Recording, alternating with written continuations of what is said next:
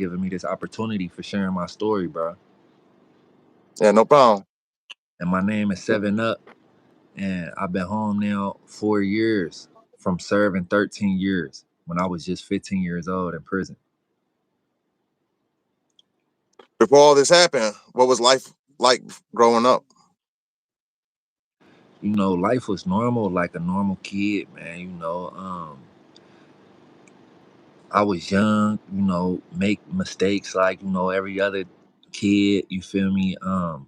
But I do feel like my living circumstances were a little bit dysfunctional, like more dysfunctional than the normal teenager or the normal child would have to endure. You know what I mean? But um I feel like it could have been worse. I know it could have been worse, but due to some of my living circumstances at the time, without a father, growing up without a father, my mother being addicted to alcohol and drugs, um, living in poverty, it was a lot to endure at a young age. My house being a trap house, so it was very fast paced for me. As a child growing up, seeing a lot just in my environment, and when you're young and you underdeveloped, you don't always make the best choices. And I found myself being in a lot of bad predicaments because I wasn't always making the best choices, and I didn't always have, loving and caring people around me to influence me or encourage me to make the right decisions either. Yeah, I say that all the time. If you ain't got good parents at the house, the streets is gonna become your parents, and that's where you're gonna learn everything. Right. And it's not even that, that I didn't have a good parent. The one that I did have in my life, it's just she was fighting a battle that, she couldn't even face, which Yeah, it's was hard. drug addiction is a very powerful addiction, and a lot of people face it. And it's unfortunate. It's unfortunate, but it's a battle. It's a battle.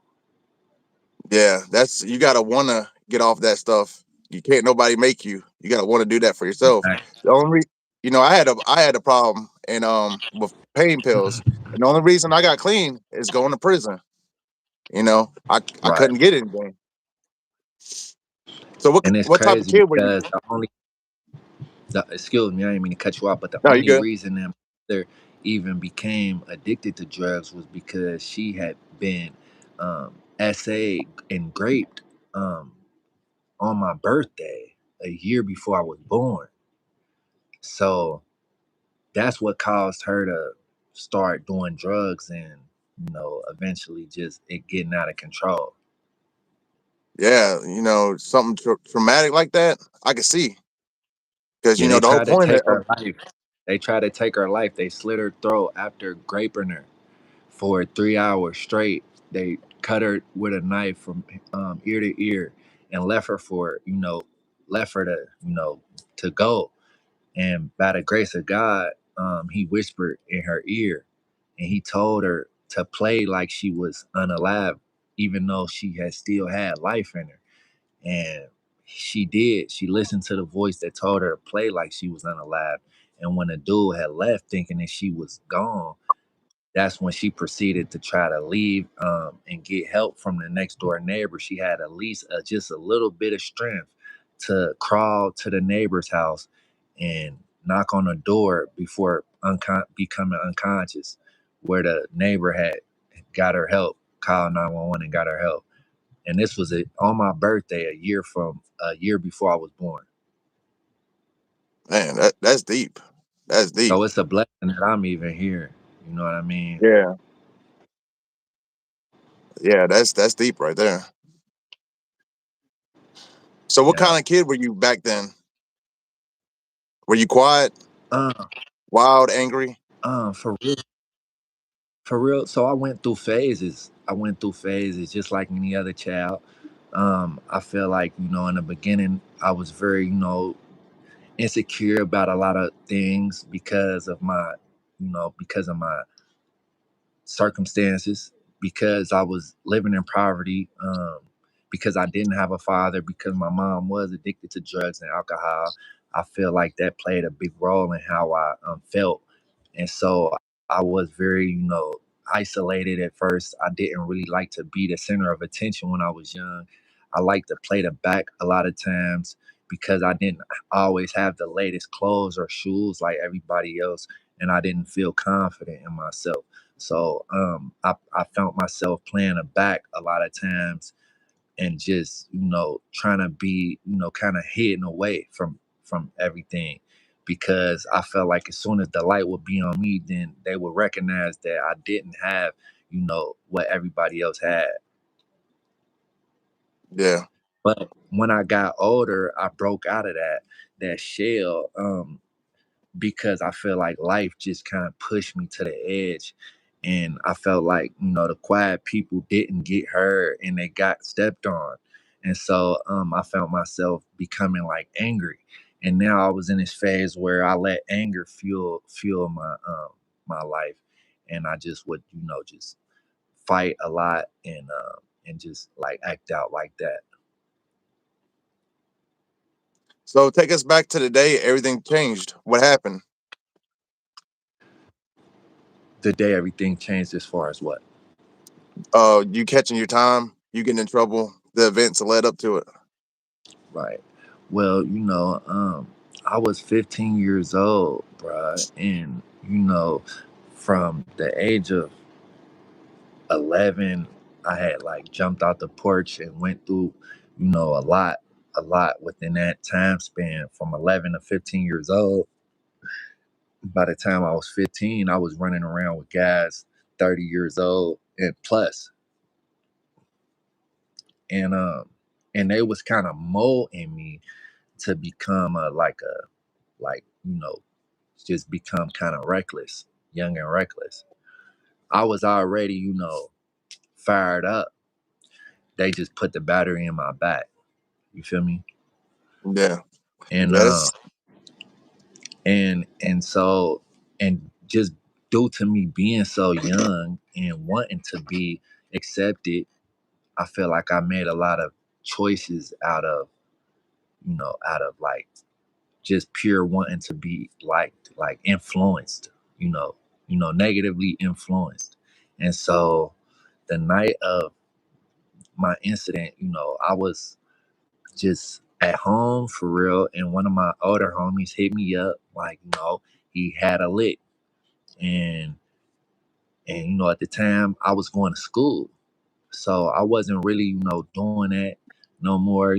My occupation before was just really just getting it out the mud. I really like playing with the fire, and that's just how I really got it.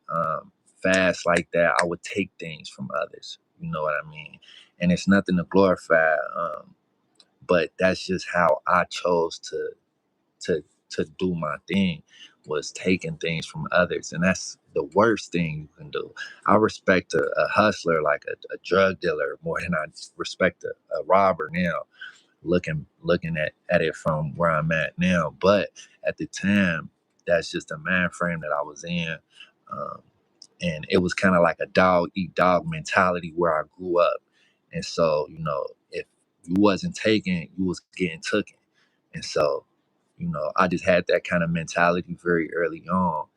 And so when my partner hit me up about, a situation where we could potentially come up on a large sum of money, I was quick to jump on it naively as a young child, as a 15-year-old kid, not really knowing any better. And for real, I made the decision to really do it because, like I said, I was going to school at the time. I wasn't really, in need of any money, um, but I just really did it just because, just a frivolous decision one night that I made that changed my life forever. And Do you, when he do you feel finally got like, let me ask you something quick. Do you feel like you had to take stuff from others because you didn't have any other way to like earn money? No, I don't feel like that because it was guys in my neighborhood who hustled. They sold drugs for a living, but um, at a very early age, me personally, I only respected the gangsters, the guys who took things. I only respected those, like the robbery boys. I'm just being honest. Like the drug dealers, they didn't seem to like appeal to me. That wasn't something that I was glamorized by. I felt like they was weak. I seen those guys get took up top a lot of times by the real raw guys in my neighborhood. A lot of times, and I would be like, that's what to me that was what was gangster. Long story short, and that's what I chose to do. Yeah, I can see that. Yeah, but at the same time, that's not good at all to be like that. Now looking back, I use my strength to help others, and not take from others or anything like that. Yeah, that's one thing about getting out of prison. That's one thing I noticed. I hear all these rappers. Before I got locked up, it was different. I don't know what happened to music and the TV, but now they're saying go catch hats, go commit crimes, and that's the cool thing to do. But when young people actually go and do it, and they get sent to prison, they don't have a good time, and Right, that's why I like to put these stories out there. for sure. Yeah, but you were talking about the incident. Right. So when he came, I went with the whole plan, which was sporadic, spur of the moment, and he's explaining it basically on a ride to the spot, and that's how and quickly things were moving. So, once we're on drugs. So, that doesn't make the situation any better. No one's thinking clear. When drugs are involved and alcohol is involved, and I'm already 15 years old, mind you, Yeah, running around with a guy that's half my age. He's 33, yeah. When you're on drugs, you're not thinking like your normal self. You're and I'm going to not make a lot even of mistakes. and I'm not even recognizing that I'm being used and manipulated into doing a grown man's dirty work. Because once we get there, he doesn't even go inside. He sends me by myself.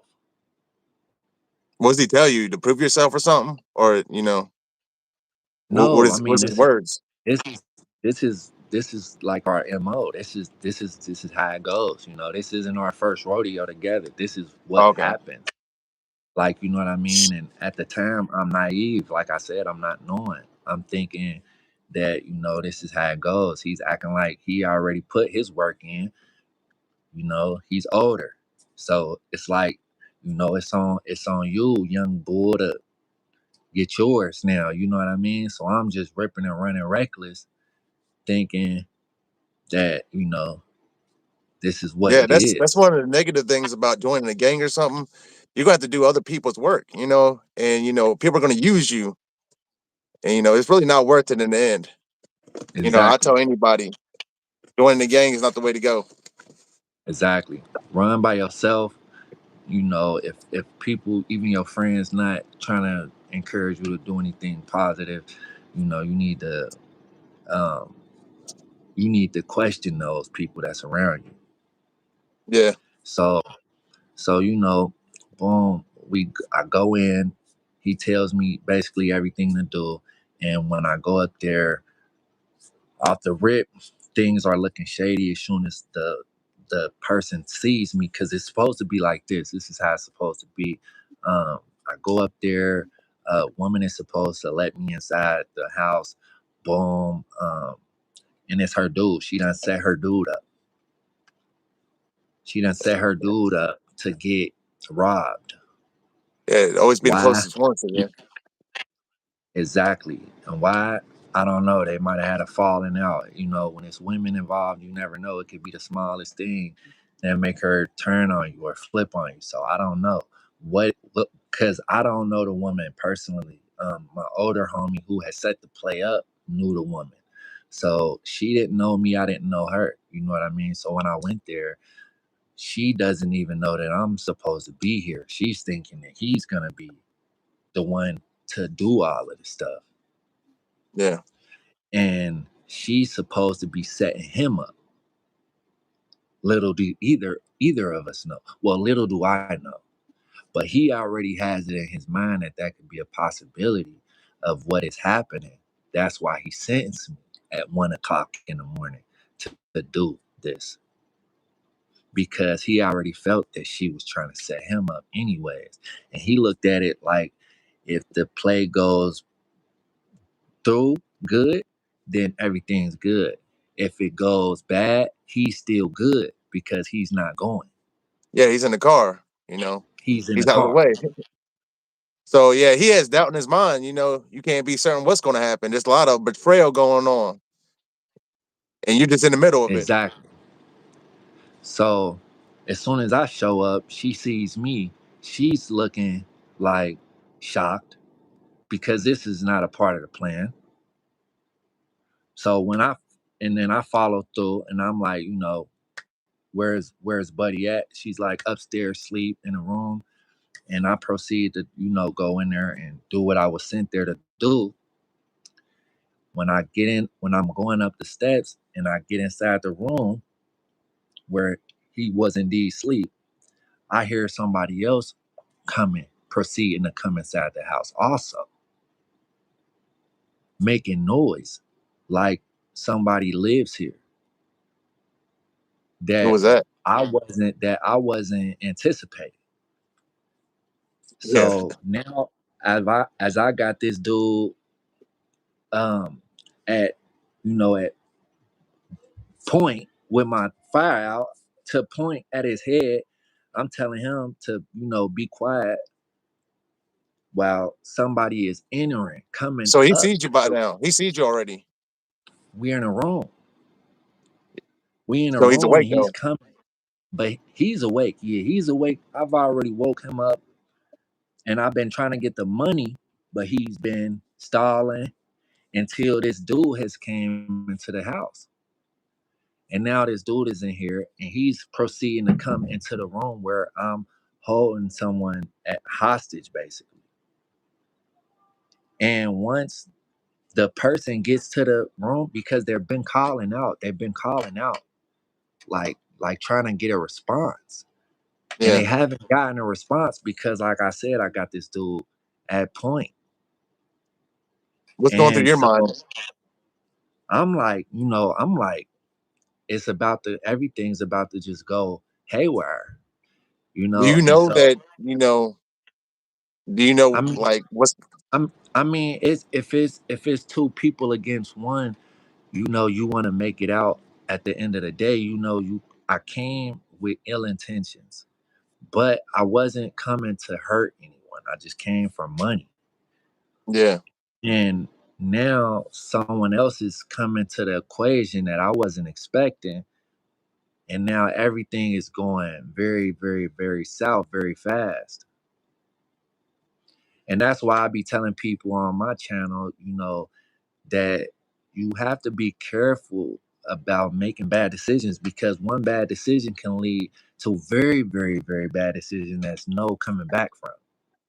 Yeah, that's true. You weren't planning on doing none of this, and now you're thinking in your mind you might have to use that gun if it comes down to it. And plus, you're not thinking right. You've been doing drugs, so that adds on to it. Exactly. And I'm a kid playing a grown man's game. Yeah. So what happened next? So as the guy, he gets closer and closer and closer to the room. I can hear every step that he's making. As he finally enters the room, I had a decision to make. And the decision that I made was that I wanted to survive that night. And I had to do whatever I had to do in order to defend myself. And that's what I felt like I had to do, was make it out alive. And so I proceeded to, you know, shoot one person and then proceed to shoot another person as I'm running out. and I'm running out, and I make it out. By the grace of God, I make it out alive. But on the other end of the on the other end of things, everyone wasn't that lucky that night. Yeah. And someone did lose their life in the midst of this happening, and someone else was injured. Where was And the female at? Do you feel like if the female was there in a way, she would have got shot too? the female was able to leave because that was one of the instructions that I was Oh, given, was okay. to let her leave. So now you're And back in she the car, and what are you telling? no, I'm not backing no car. No, I'm not backing no car. This is not a clean boom, boom, boom. No, as soon as I leave out of the building thinking I'm gonna get into a car, the car is gone. The person that I came with is gone, and the woman is gone. So now I'm out here alone, 15 years old, on my own, after just having a shootout upstairs, because someone did shoot back at me also while I was in the house. That's deep right there. You weren't expecting none of this, and all that happened that night. So, and at the age of 15, you know,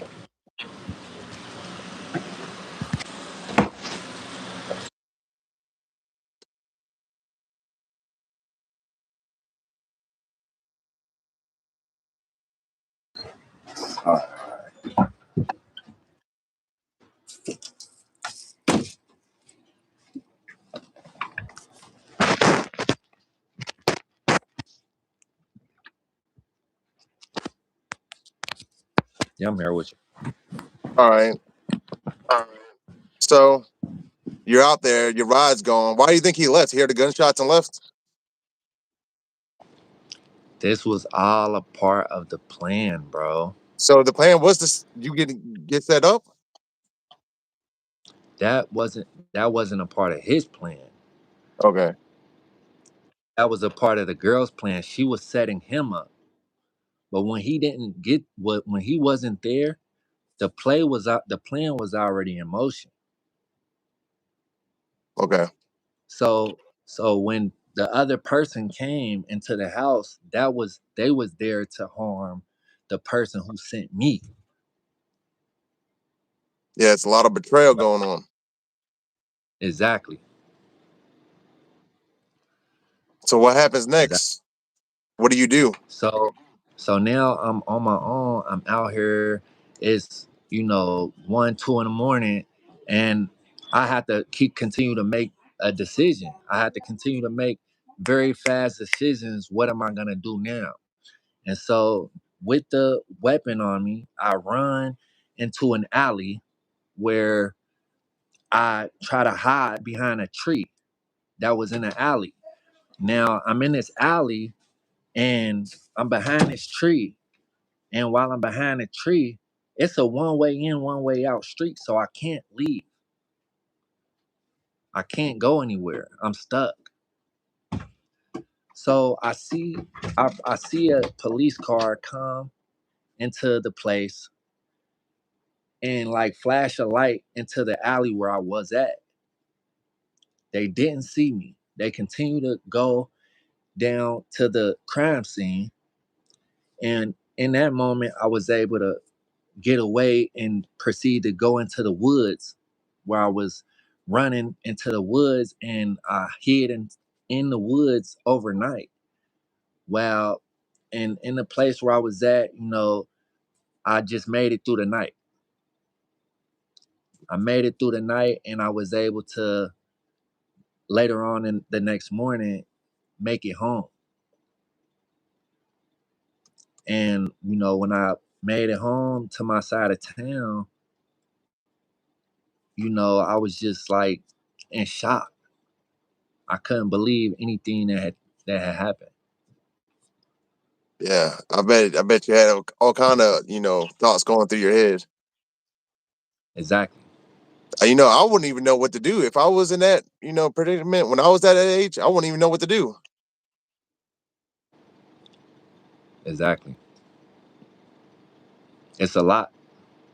Yeah. So what happens next? Far as how do the police connect you with everything? So as I'm home now, and I'm laying low, basically as low as I can be, and but again, I'm 15 years old, so I'm not making the best decisions. I'm not really understanding the raw reality of the situation. Um, I'm I'm not really. It's not functioning. It's not really resonating the severity of everything that actually took place,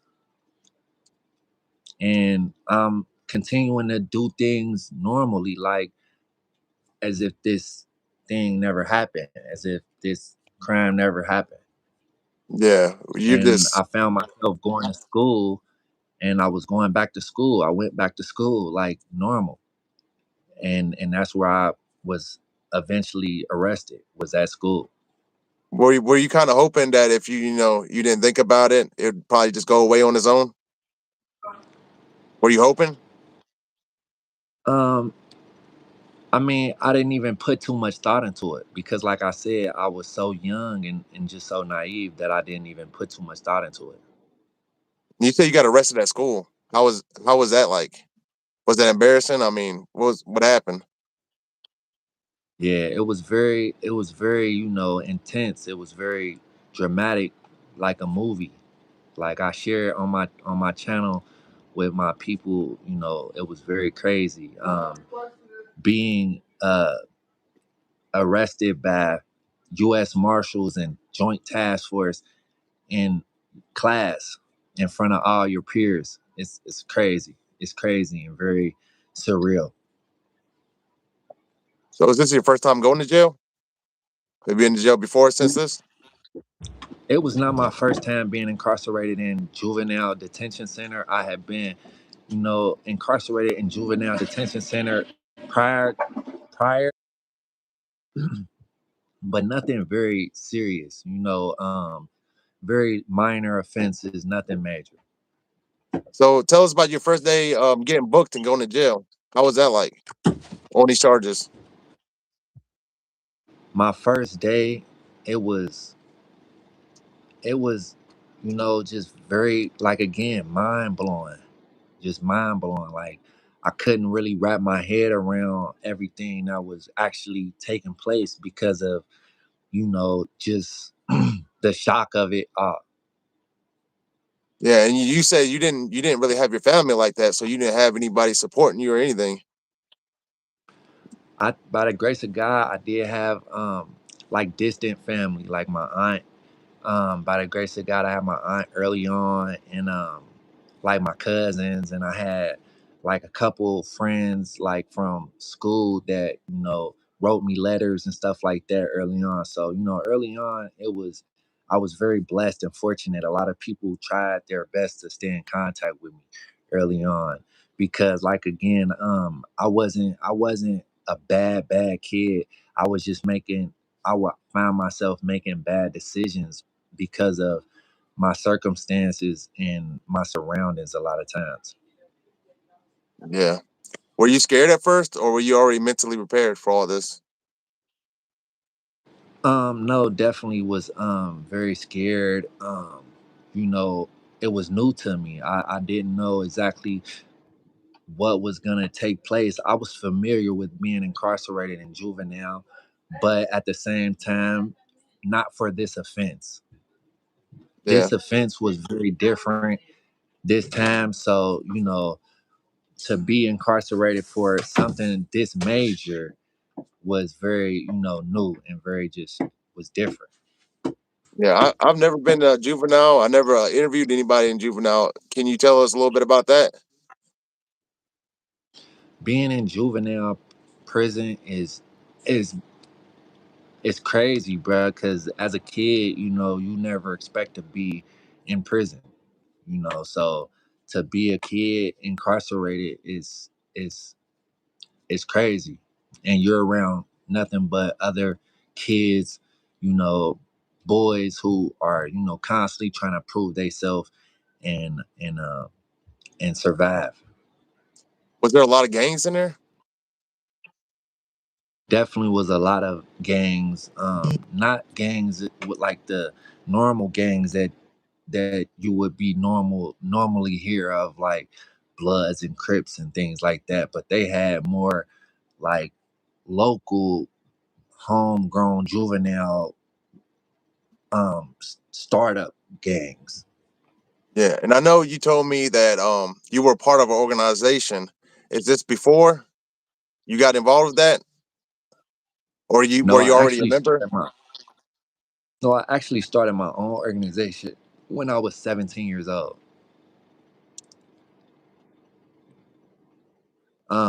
When I got sent to prison, when I got sent to juvenile prison, I eventually started my own organization.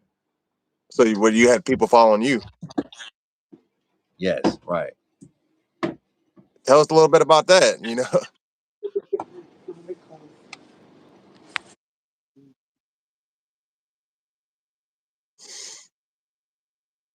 I guess he needs a second. Yeah, this is a crazy story. I'm glad I did this interview. Really deep. Before I did this interview, I just know how much time he had. I didn't know what he actually did. It's great. I wasn't expecting nothing like that. Yeah, he does got a lot. You know, he's got his own platform and his own stories he be telling. And we ain't even got to the prison part yet. We ain't even got to none of that.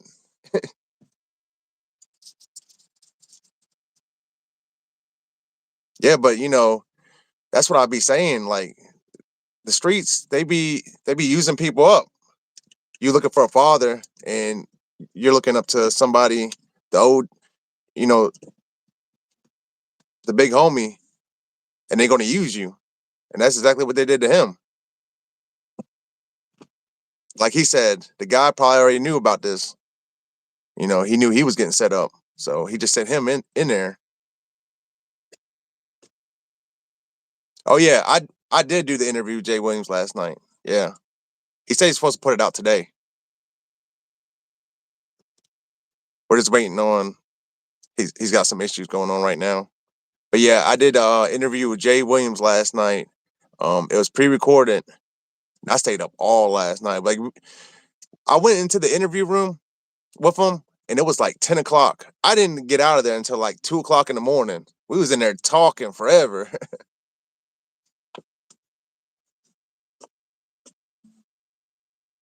Yeah, he said he was gonna try to put it out today. I ain't gonna lie, I was nervous as heck. I was nervous. I don't even want to. I don't even want to watch it. But he said he's gonna edit some parts out. So we'll see. Because when I got out of prison, that's the first person. Like I got on YouTube. Like I started binge watching all his stuff. That's what made me want to tell my stories. Yeah, he said there was enough content for 2 episodes. So that's good.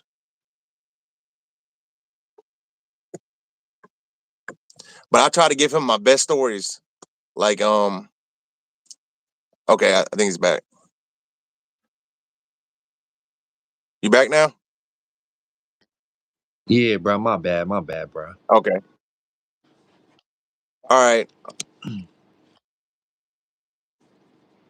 So I don't remember where you were at. You were telling us about the gang. You running the gang. Yeah, so I was 17 years old, bro, when I started my own organization in juvenile prison. So I got arrested at 15 years old. Um, in Ohio, the bound over age is 16. So they waited until I turned 16 years old on my birthday to bound me over. And they transferred me to the Justice Center County Jail, where I was held until I turned 17 when I got sentenced to 13 years.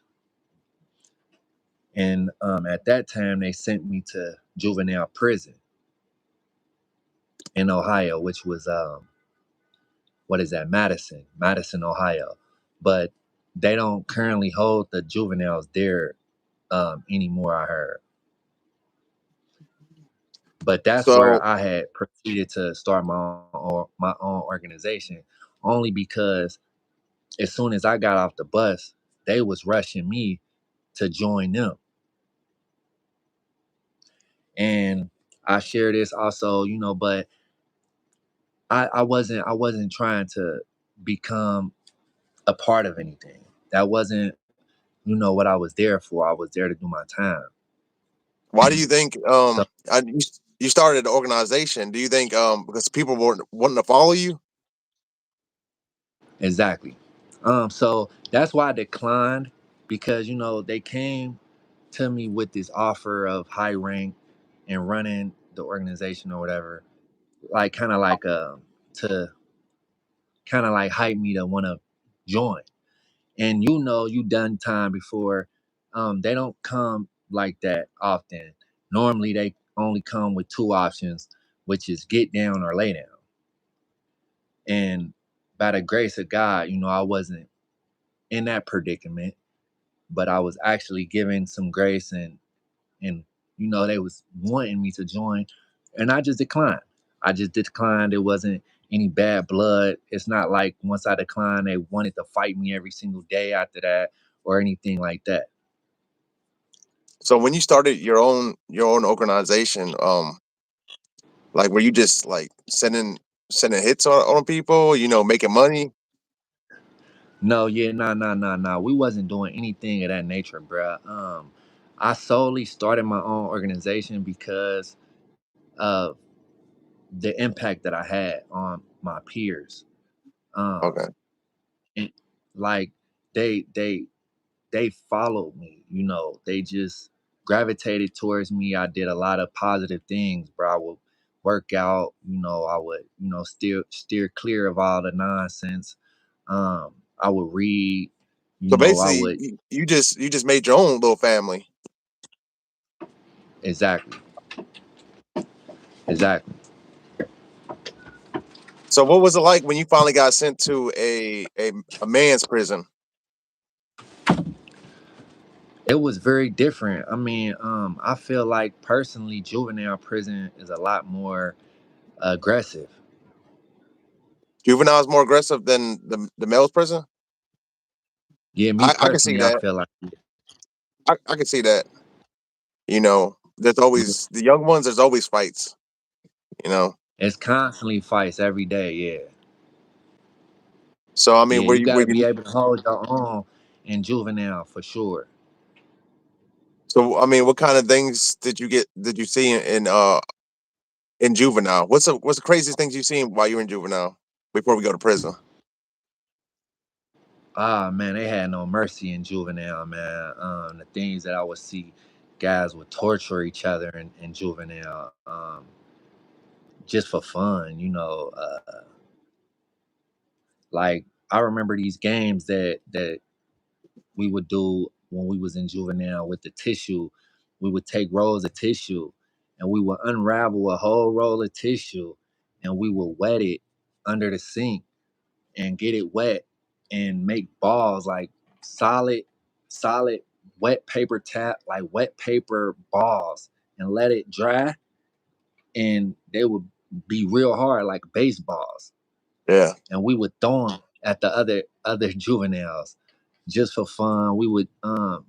I remember we would take our thermal pants and our thermal shirts that they would sell us on commissary. We would cut it, rip the sleeve off, make like ski masks, and cut the eyes off, and run around, act like we was robbing each other in juvenile tank, kidnapping each other. Like it was crazy. Like the things it that we sound did just it for sound like amusement. it sound like you guys had like a lot of time on your hand. Do you feel like it'd been better if they offered more programs? You know, Definitely. Yeah, because they just had us in a tank. It was no guards present. It was just nothing but young juveniles. Up to 40 to 50 of us in a county jail, and then when I got to juvenile prison, it was up to 200 of us in a one block. yeah. I think you got all these kids together. and you just putting them in there. They're just learning from one another when you could just be putting them in classes and teaching them the errors of their ways. Because when you're young like that, your mind's like a sponge, and what are you doing? You just leave them in there, and they're reenacting what they want to be. It's crazy. Right, trying to survive for real, for real.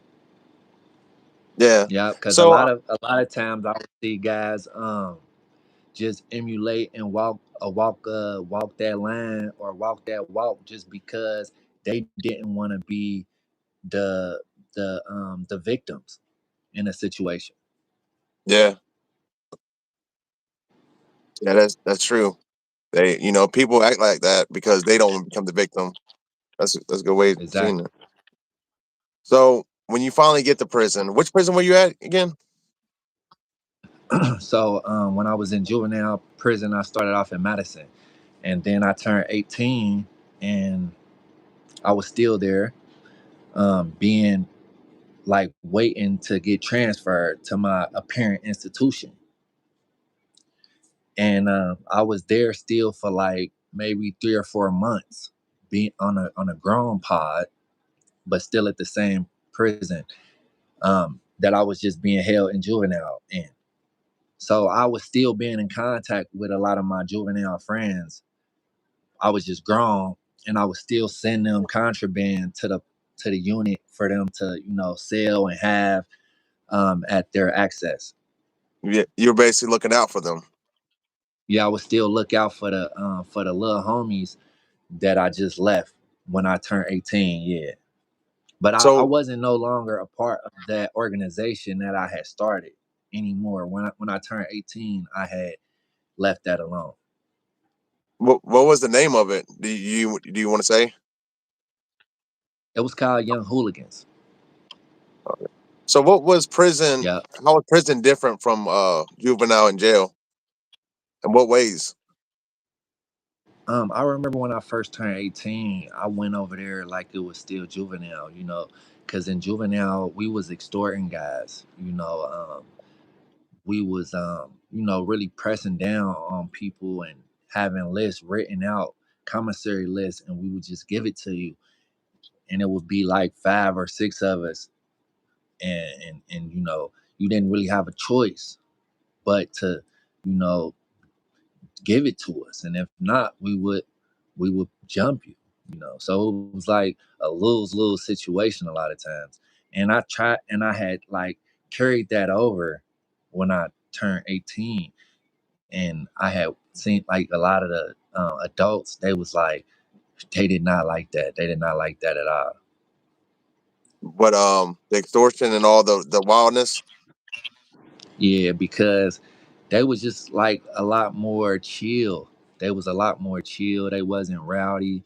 They just was doing their time, doing a long prison bids for real. Yeah, I noticed. And like when I was in prison, you had the OGs, and It was a in the organization, you got the young people. They are like the enforcers most of the time. They get sent on the missions because they're more aggressive. exactly, and I witnessed too like that when you young in prison, like you don't really have no understanding for real. Like you just be wild, But in prison, once you get grown, it's a lot more structure and like politics and like discipline and things like that because people like even though the older guys they not getting their hands dirty personally, they still will make something happen. You feel me? They just playing a different game, more strategic. Yeah. So, did you ever lose people while you were locked up? You said what? Did you ever lose people while you were locked up? Definitely, yeah. Yeah, I lost a lot of people. I lost my mom. I lost the most important person in my life. Yeah, when I was 18, fresh 18, I lost my mom.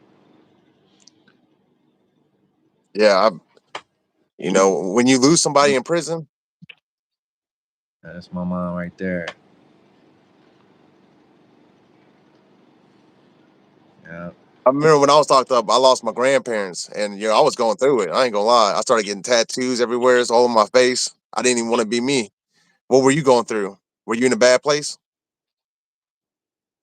Yeah, I was definitely in a bad place, bruh. When I lost my mom, I mean, I was in a bad place every day in prison, bro. I'm not gonna lie. It was not a day that I was ever happy in there. It was not a day that I was, comfortable in there. I was always on the edge, bruh. I was trying to survive the best way that I knew how. Even when I started my own organization, like I said, it was a lot of times like you looked at it better to be with a group versus being on your own, because when you on your own, it's like you fair game, to any Yeah. you're subject to anything. You're subject to anything, and the double cross, triple cross can come from anywhere. So at least when you with a group, you can have some type of like like like a little bit more backbone and a little bit somebody to fall on, like, you know what I mean? And so Yeah. that's where I like that was my mindset behind it. And I didn't want to be like a pawn in anybody's game because I had already learned my lesson by following behind somebody, by catching my case. So I didn't want to play that game. Like, so I just decided to like run my own thing and structure it how I saw fit. And if guys wanted to join me and join what I was doing and how I was moving, then that was cool. What was daily life like in there? What'd you go through like every day? Give us a rundown on how your day was. My day to day, bro, was it was basic. I stayed out the way a lot of times. I have found myself with a structure, discipline throughout my day, like routine. I would work out a lot. Um, I would study. I would read. I was very active in programs. I would not only participate in programs, but I also began facilitating programs, also teaching programs to people like on the institution. So I became like a teacher, like an example, somebody to look up to within the institution. At what point, like during your whole bid, did you sit back and think about this is not how I wanted to live my life? I want you want to change. I mean, early on, bro, early on, like I told you, 17, I knew looking out that cell window that, I wanted something different, for myself. I knew that I had made a very bad mistake that led me there. And I knew that once I was given the opportunity to be released, if given that chance, that I would change. I would change everything, bro. What's the biggest mistake you saw other new inmates make? Just being too friendly, trying to, be too cool with everybody. What's some advice you would give to somebody going through what you had to go through, like living that fast life? Just living that fast life, bro. I would tell you, like in the streets or in prison. Both. All right, so in the streets, I would tell you, it don't pay, bro. Crime don't pay, bro. Um, I had to realize that the hard way. I had to learn that by doing 13 years in prison, bro. I had to learn that by getting bound over at 16 years old. Like, What happened to the normally I didn't mean to cut you off. What happened to the guy you were with? the guy that I was in the car with. Yeah, you never told us what happened to him. So it became like a conspiracy case, bro. Right. So when I get caught, that's how I had ended up getting caught because the girl ended up getting caught first because that was the baby mama, Oh, right? yeah. So she gets caught first. It was cameras in a building, unbeknownst to me. So they had witnessed the whole thing anyways. They witnessed her opening the door for me and letting me inside, where I proceeded to commit the crime. So the first person that they reach is the baby mama. Now, once they get her, like I said, she didn't know me and I didn't know her. So she couldn't give me up. But the person that she did know was my older homie, who she had flipped on. So she gave And him up and he gave you up. once my older homie got snatched, he gave me up. That's crazy. And the whole time you looked up to this That's when I guy. got caught You and know, shit. you looked up to this guy, and he gave you up. Like that's crazy. Exactly. I seen somebody write in the comments. In chat, there's no honor among thieves, and that's true. It really is. No, that's a fact. And Yeah, that's what I would say, like in the streets, bro, crime don't pay. That's what I would tell somebody, that, you may think that even if you're making a couple bucks out here, whatever you think is money, you might be thinking that you getting it. But I'm telling you, bro, that little money that you getting right now, it's not enough. It's not enough to pay for all them lawyer fees. It's not enough to pay for the misery. It's not enough to pay for the pain. It's not enough to pay, for the time. You would never be able to get back. I went through so much, bro, because of this one incident, bro. One yeah. mistake that I made. One night, bro, just being a kid, it changed my life literally forever. And that's what I be wanting people to take away from my story is that this is not a game. This is real life. I'm still living with the consequences of my actions that I made when I was a kid, bro. Yeah, somebody lost their life. How do you deal with that?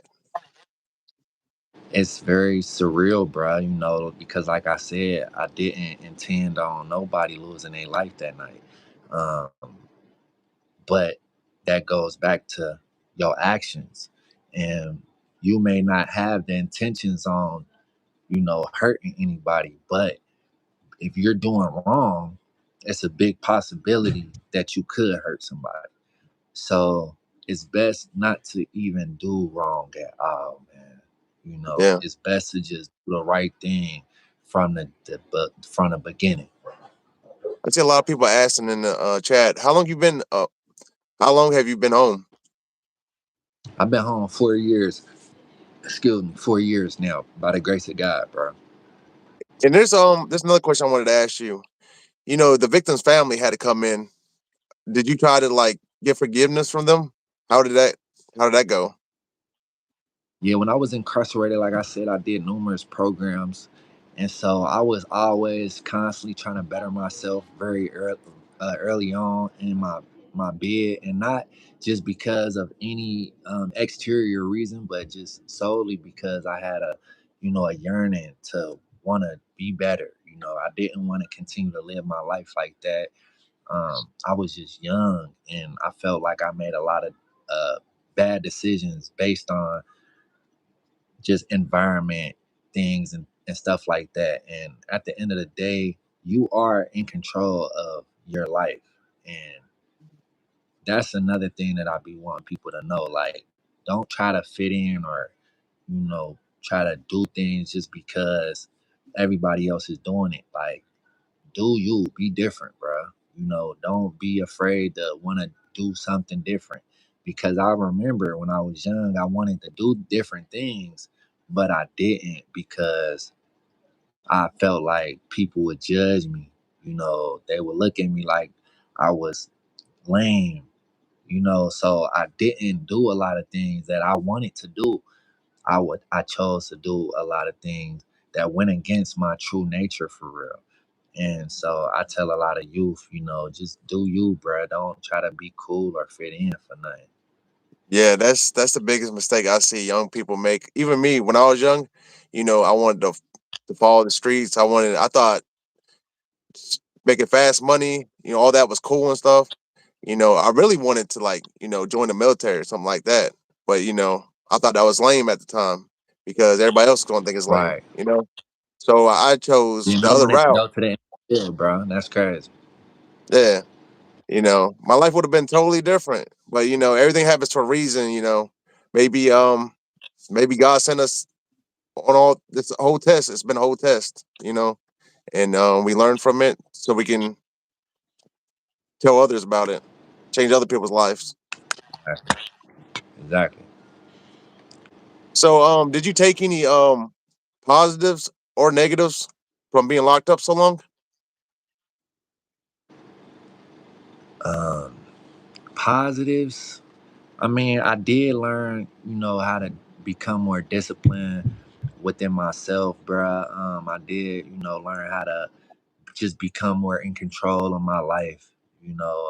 Before I felt like I would just allow my life to just be in the hands of anybody. I felt like I would just allow my time to be in the hands of anybody and not really take co- consciousness in like in what I was doing or how I was spending my time and things like that. And now I feel like I'm more confident in how I spend my time because in prison, time is precious in there. You constantly being told what to do every second of the day.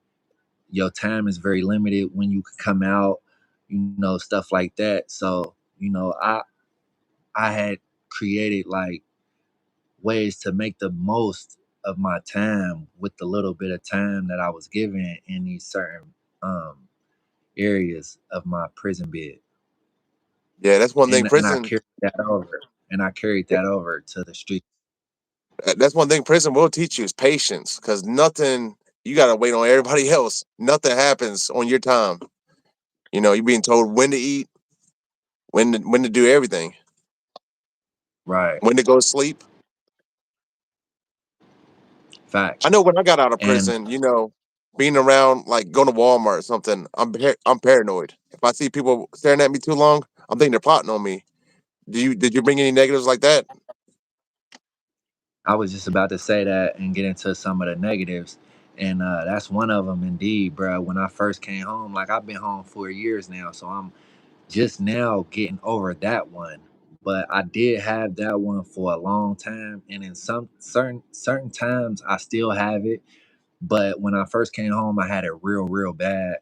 I couldn't. I didn't want to go out anywhere, especially after I had caught a case after being home 30 days. Yeah.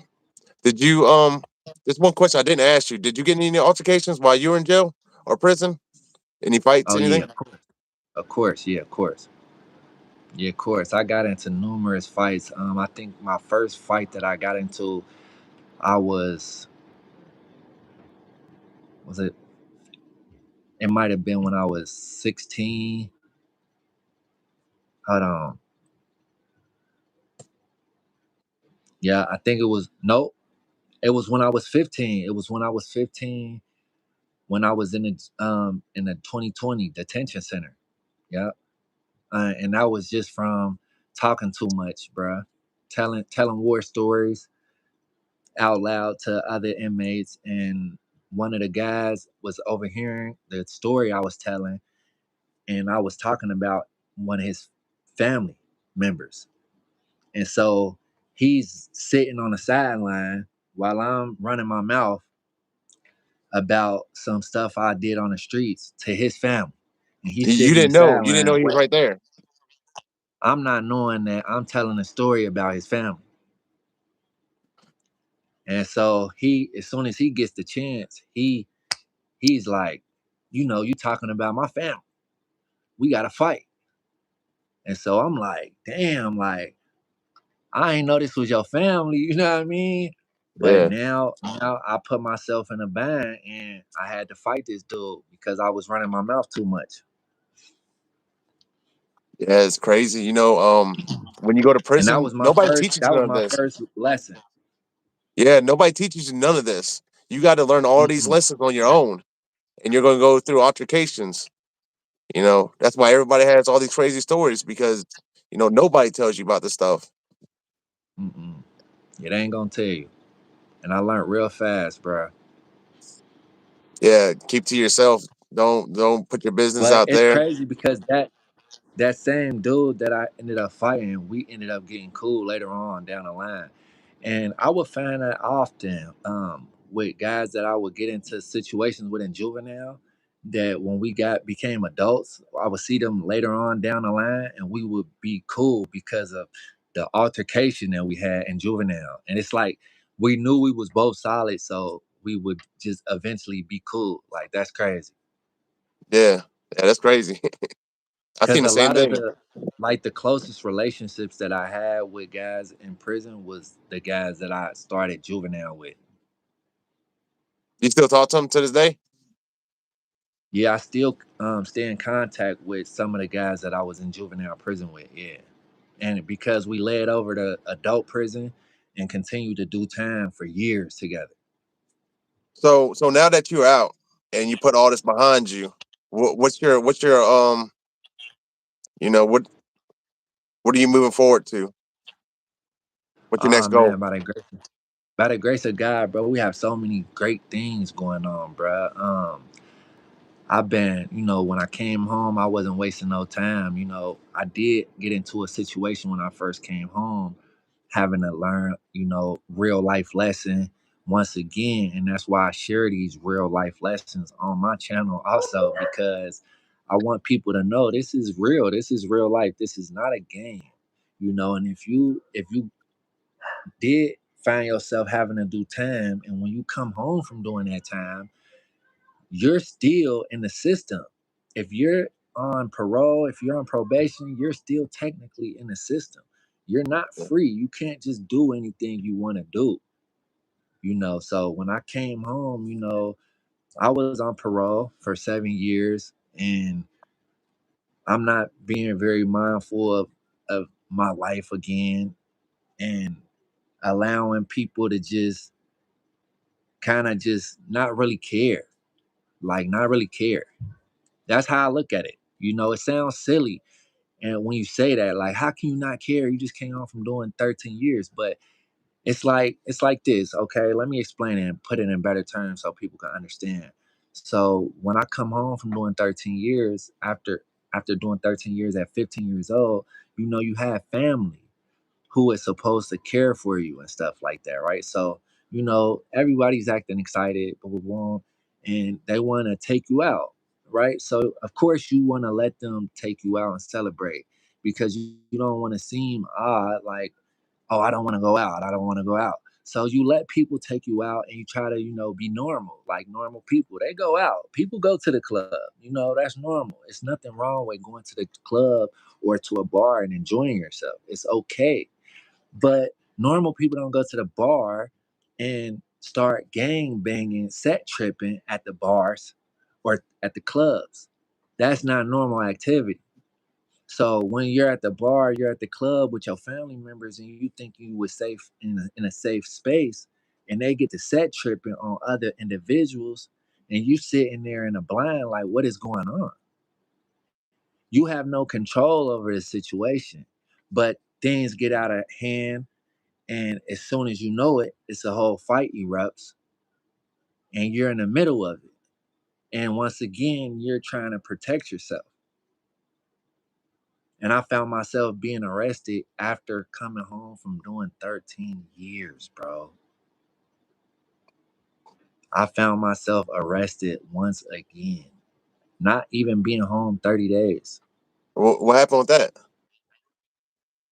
They released me the next day, and I had to report to my parole officer. And by the grace of God, bro, I got a second chance. They did not send me back to prison. They put me on house arrest for 6 months. And that was the last straw for me. That's when I knew that, I had to cut all my old ties off. I had to cut anybody out that was involved in the streets, that I could no longer uh, be affiliated in any way, shape, or form with anything negative, because my life was just too delicate and precious. I had been through too much, and I was given too many chances to keep on um, just letting them go to waste, and so that was my last straw. At that point, I cut off everybody who was not, in like coinciding with my progress in life. And ever since then, I've just been making content, sharing my story online. I have my own YouTube channel, where you'll be linking it in the description, hopefully. And Seven Society TV, y'all can come over there and check me out. And I just been full throttle making content, bro, and building Yeah. my own community. We have merch on the way coming soon. So, and I have a great community of great supporters and people who encourage me to stay on the right track every day. I feel like my community is the best thing that's happened to me since I've been home because they encourage me so much over here on YouTube. So I'm thankful for YouTube and I'm thankful for people like you who give me the opportunity to share my story, bro. Yeah, for sure. And one thing you said about that, you got to cut everybody off. That's the same. That's what I had to do. That's one of the things you have to do because if you're around that type of environment, you're gonna get pulled right back into it. You know, Exactly. you got to. Yeah, And a but lot of people may not, like that. A lot of people, may feel some type of way about you making these sacrifices, but ultimately you have to make the sacrifice. You have to. If you want to stay free, if you want to stay on the right path, you have to make a lot of hard decisions. And within this 4 years of me being home, I've realized that, and today I could say that I'm off of parole now and I've been working. I cut down trees, I do demolition. Um, and a whole wide variety of other things. So if people want to check me out and continue to support and hear my story more, you could come over and check me out. I would love to see y'all. yeah, I'm gonna put your information in the description, and I appreciate you coming over and giving us, telling your story. Um, I appreciate for you coming on here, sharing your story. A lot of people want to understand what it's like to lose your life at that young. Like you lost your whole Facts. teen life. You know what I'm saying? Facts. You didn't have that. But I want to Facts. thank everybody for watching. And if you want to follow them, did you give everybody your TikTok? Oh yeah, my TikTok channel too, is that's where bro reached out to me. I make content on TikTok also, and that's at officially 7 up on TikTok. Yeah, officially 7 up. Yeah, Yeah, I'll put it your TikTok, your YouTube, and all that in the description. yeah, for sure. Appreciate you, bro. Thank you, Yeah, I ain't gonna fam, lie, man. yo. Before I did the interview, I didn't know what your charges were. I didn't know what you got locked up for. Yo, that's a crazy story. That Yeah, it surprised is me. crazy, bro. I didn't even that Yeah, I didn't even know. yeah. To survive something like that, that's crazy.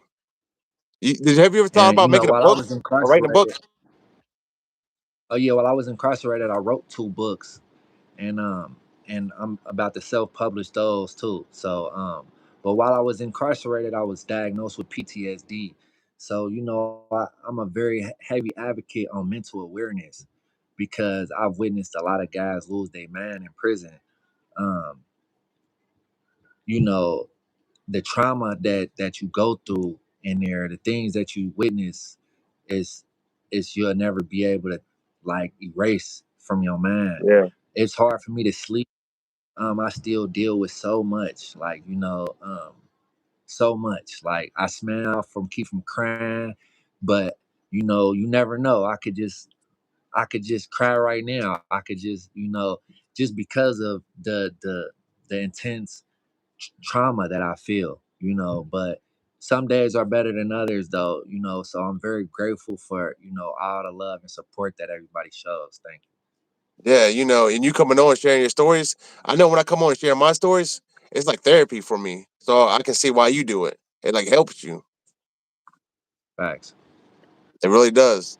But I want to thank you for coming on. If you want to do maybe we could do a part two or something. You know, whenever you want For to, sure. or maybe we don't even For the sure. next time Let's just reach out. it doesn't even have to be an interview. We can just come on and just talk about some prison facts or something. For sure, bro. For sure. Just keep me in mind, bro. I support everything you do over here on your channel, man. I'm so grateful to see that you home and free now, doing so good, man. Just continue to stay on the right path, bro. You've been out shorter time than me. I've been home longer than you. So I faced a little bit more adversity than you have. You feel me? Um, you gonna see a lot within this time, bro, of being free, especially on social media, being a content creator.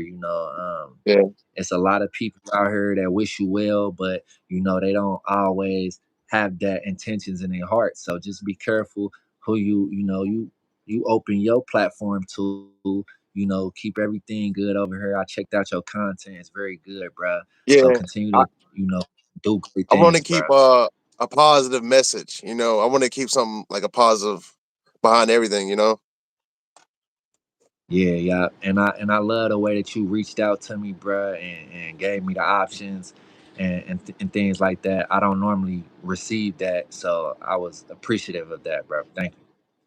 No problem. Thank you for coming on, and thank you everybody for coming in, watching, hearing this story out. And remember, prison's not the place to be. If you have it hard out there, you just need to stop and think. Because prison's not the way. For sure. Yeah, appreciate you for having me.